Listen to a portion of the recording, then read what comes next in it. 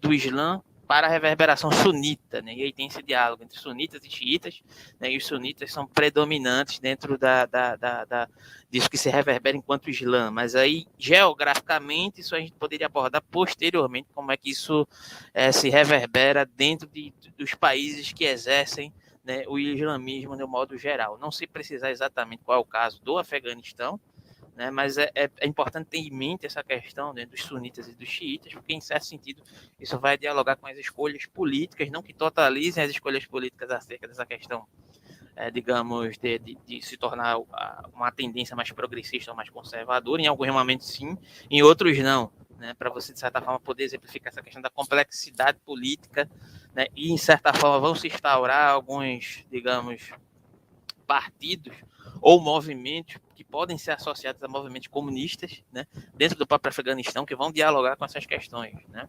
Então, em certo Alberto, sentido... deixa só dizer que eles são sunitas, ok?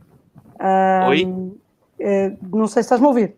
Só para dizer que os talibãs e o Afeganistão eles são sunitas.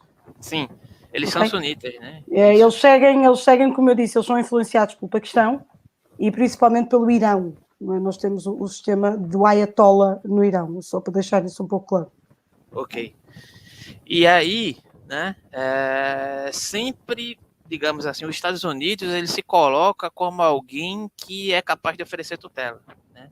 É alguém que, de certa forma, foi um país que, de certa forma, se coloca como um país supostamente assistencialista, e isso se exerceu também na época do período da URSS. E aqui não estou para levantar a bandeira para defender a União Soviética, porque teve vários problemas de administração da União Soviética, etc., né, que estão pautados nos documentos aí que eu estou deixando na descrição, mas eu estou tentando fazer um resgate que, de certa forma, vai colocar a discussão dela deveria estar, né? Não diante desse confronto URSS e Estados Unidos, ou diante de uma questão que você ou está do lado dos imperialistas, ou está do lado, digamos, dos povos oprimidos, e também dentro da questão que aqui muito no Brasil nós temos essa mania de olhar para o povo afegão como um povo perigoso ou um povo coitado. Né? Enquanto a gente não consegue nem olhar para o próprio umbigo, porque os coitados nesse contexto, apesar de ter vários problemas lá no Afeganistão, isso é fato, não dá para você dizer que não há problemas, porque são problemas vários, né? Mas o brasileiro tem essa mania de não olhar para a sua própria casa e, de certa forma, se sentir, digamos assim, num posicionamento que pode sentir pena de outros povos, né? Digamos assim, como se a gente não tivesse que cuidar da própria casa. Então, isso é uma questão importante, porque isso não se exerce enquanto totalidade, né? Digamos assim, né? Não existe também essa, digamos, essa totalização do povo afegão como um povo coitado, como um povo que precisa ser tutelado, porque justamente foi essa narrativa que foi criada para, de certa forma, por muitas vezes, invadir esse país. Né, pelos próprios Estados Unidos. Eles adoram essa narrativa, né, para poder, de certa forma, vê-los como bárbaros, né, povos que não são capazes de se autocuidarem, né, digamos assim, para poder, de certa forma, eles são coitados, nós devemos sentir pena deles, né, então eles precisam ser tutelados, né, nós colonialistas somos, digamos assim, estamos trazendo a civilização, estamos trazendo o acesso a determinadas questões, o que não é de um todo verdade, né? Digamos assim. Mas aqui, seguindo a questão, né, eu vou falar um pouco sobre a questão da Revolução de Saul, que é justamente onde vai se acentuar esse diálogo entre os conflitos de interesses da própria URSS em detrimento dos Estados Unidos, né? Então, a Revolução de Saul, de 1978, né, eu errei ali no começo, disse 79, mas foi 78, trouxe enormes avanços sociais, e aí que toca no que concerne as escolhas digamos, dos aspectos sociais dentro daquele contexto. Há uma associação política com a própria URSS, e a origem do Talibã está aqui, quando o imperialismo norte-americano o criou, financiou e armou para acabar com o regime que ali surgiu, ou seja, já remonta em certos aspectos, né, o conflito que se estabeleceria de interesses entre nações. Né? A própria URSS tinha seus interesses, e os Estados Unidos também tinham seus interesses, só que a própria URSS, ela, dentro daquele determinado contexto, né, de políticas associadas com determinados movimentos que eram próprios do Afeganistão, e aí dentro do próprio Afeganistão tinha um conflito de interesses políticos dentre vários grupos, que eu não vou ser capaz de enumerar aqui, e para mim seria impossível, improvável fazer isso, né? Mas existiam dois grandes grupos ali que, de certa forma, se confrontavam entre políticas mais progressistas, que tenderiam a se afastar, digamos assim, de tradicionalismos e fundamentalismos religiosos, não se afastar completamente para abandonar, mas abrir concessões, né, de certa forma, a determinados paradigmas que ali foram estabelecidos, né, que, de certa forma, se aliariam aí essa questão. Oi, Karen. Eu nem vi aqui os comentários, porque eu estou um pouco olhando os comentários internos e externos. Mas, enfim, que de certa forma se aliariam em certos aspectos com questões mais progressistas nesse sentido, não de abandonar a tradição, mas a própria questão da Universidade de Cabul disse, de acordo com essas referências que eu tenho aí enumeradas na descrição, que foi um dos melhores períodos da Universidade de Cabul, que houve concessões várias diante de várias outras questões sociais, acesso ampliado à educação, né? Questões mais concernentes à questão progressista, independentemente da Rússia, da União Soviética naquele período também ter os seus interesses, né? Enquanto os Estados Unidos se estabeleceram enquanto uma questão de utilizar o Afeganistão, o território do Afeganistão, como um meio, né, para seus próprios fins, de um modo geral, apesar de que isso está presente independentemente em ambas as situações, né, em certos sentidos. Então, os primeiros dois presidentes do Afeganistão pós-revolucionário, e aí colocando essa questão, né, já remontando essa questão, em certo sentido, um pouco após o próprio processo revolucionário que se estabeleceu a partir dessa questão de Saul, eram líderes da facção, né, do Partido Democrático Popular do Afeganistão, né? E aí Mohamed Taraki, né, e Hafizullah Amin tinham pouca confiança no regime burocrático dominante na União Soviética e se opunham veementemente a qualquer intervenção. E aí é que está a questão, né? Houve uma determinada divergência nesse determinado contexto, né? E aí a Ana está falando aqui no inbox que falta falar do que houve democracia no Afeganistão. Eu não sei exatamente o que ela está falando, e posteriormente ela complementa, né? Daqui, de certa forma, no geral, eu estou fazendo algumas colocações para poder aprofundar em alguns debates e algumas questões também que foram colocadas aqui, porque essa aqui é a intenção, né? A gente trabalhando o que está sendo falado, né? Posteriormente. Eu estou tentando fazer uma explanação geral para poder ter sobre o que falar, né? Porque não dá para a gente começar uma discussão assim do nada, né? A gente tem que colocar as questões para poder serem discutidas, né? E, enfim, e dentro desse processo que havia uma determinada tendência que primeiramente se associa com essas questões progressistas, entre aspas aqui, né, da URSS, também havia uma aproximação, né, digamos assim, daquele contexto político, né, pós-revolucionário, desses comandantes, desses políticos, né, desses presidentes do Afeganistão, de certa forma, uma tendência de uma desconfiança dos próprios processos da União Soviética naquele determinado contexto. Para você ver como não é uma questão fácil de se falar, porque eu já fiz um recorte do recorte, e dentro desses recortes há uma série de complexidades, né?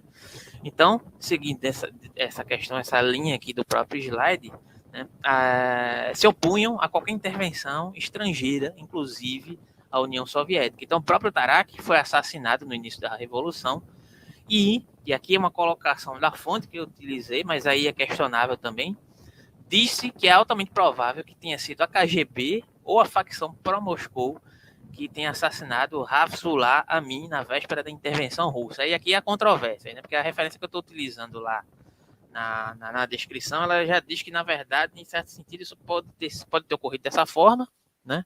Em certo sentido, da maneira que está posta aqui, ou que em certos aspectos foram criados vários estresses, movimentos de estresses ali naquele determinado contexto, que alguns governantes de alguns movimentos políticos que integravam esse antagonismo a esses políticos, né, solicitaram essa intervenção para a União Soviética, e a União Soviética só invadiu, só tomou determinadas atitudes, isso consta em alguns documentos, inclusive, que estão estão em inglês, mas estão na descrição aí, né? Relatórios da União Soviética e relatórios de liberais que analisaram essa perspectiva, afirmando que, de certa forma, foi solicitada uma intervenção por movimentos políticos antagônicos, né, solicitando a intervenção da Rússia, né, que se interpusesse a esses governantes ou a esses políticos dentro desse determinado contexto. Então, só para deixar esse adendo, não estou afirmando nem que sim, nem que não, nem que é, nem que não é, mas que as referências estão aí, examinem vocês por vocês mesmos, né?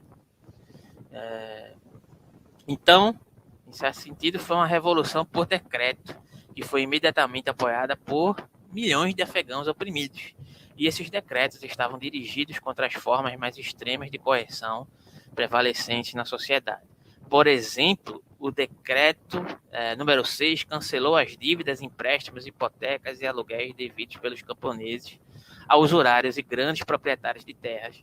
Na maioria dos casos, essas dívidas eram herdadas de geração em geração. O decreto isentava completamente os sem terra que trabalham para um proprietário, como camponeses ou diaristas, de pagar qualquer dívida ou aluguel a proprietários de terras e usurários.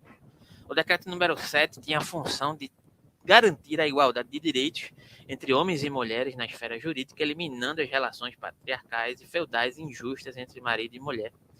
E também criminalizou, 1, o casamento de meninas em troca de dinheiro ou propriedade, 2, o casamento forçado e 3, os atos que impediam a viúva por motivos familiares ou tribais de voltar a casar voluntariamente ou que forçassem a casar contra sua vontade.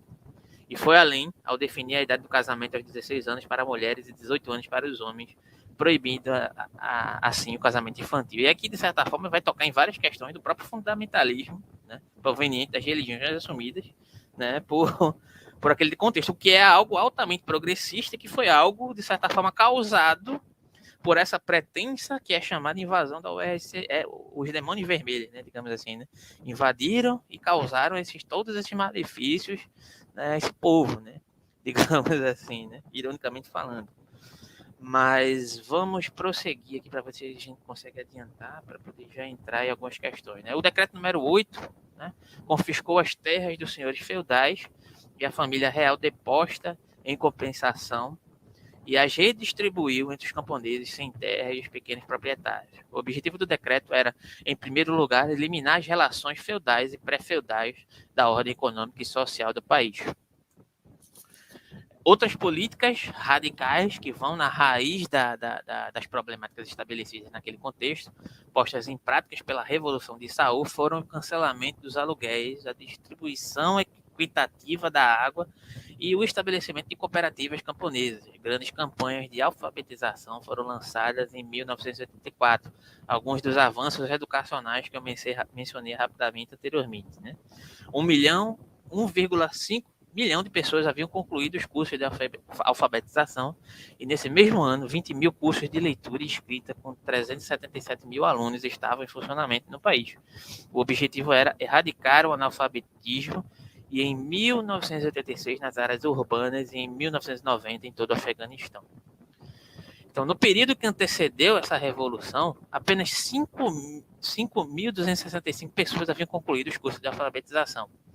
A liderança, né, do PDPA publicou esses decretos antes da intervenção russa. Eles tiveram que derrubar o sistema, a oligarquia do capital e do Estado, a fim de começar a implementar as reformas. A solução de Saul demonstrou mais uma vez que nos países neocoloniais, nem mesmo as tarefas básicas da Revolução Democrática Burguesa podem ser realizadas sob o domínio da burguesia colonial corrupta, digamos assim.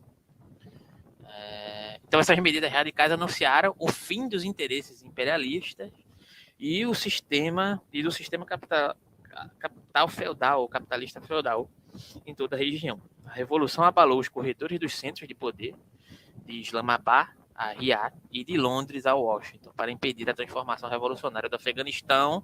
E aí vou colocar já mais uma problemática. A CIA lançou a maior operação contra-revolucionária da sua história, ou seja, uma operação reacionária, né? E, seguindo aqui na questão, esta foi a jihad do imperialismo contra os infiéis comunistas, né? A insurgência reacionária semeou o caos na região. Isso aqui está diretamente ligado com a questão presente, né, que eu vou passar por ela, viu? Aqui quando eu disse que o slide ele era longo, eu não estava brincando, não. Ele tem 30 e poucos slides aqui. Eu vou fazer um trajeto histórico, de um modo geral, sobre todas essas questões até os dias atuais, né? Mas, enfim, a insurgência reacionária semeou caos na região. Os imperialistas e seus